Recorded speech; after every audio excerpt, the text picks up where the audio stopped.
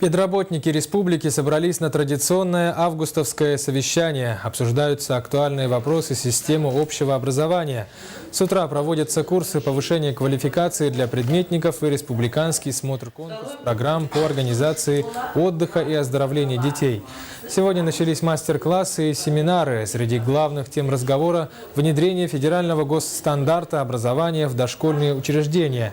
Большой проблемой считается ликвидация очереди в детские сады.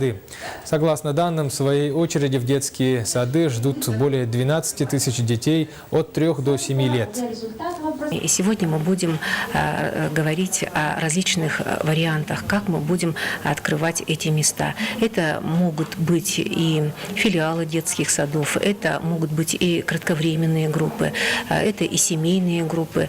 Необходимо в этом плане поддержать индивидуальных предпринимателей, которые тоже открывают места. И, конечно же, здесь методическая помощь должна оказываться со стороны воспитателей муниципальных и государственных дошкольных образовательных организаций.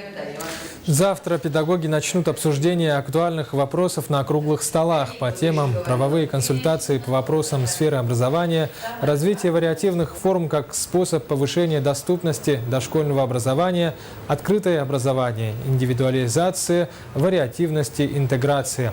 А пленарное заседание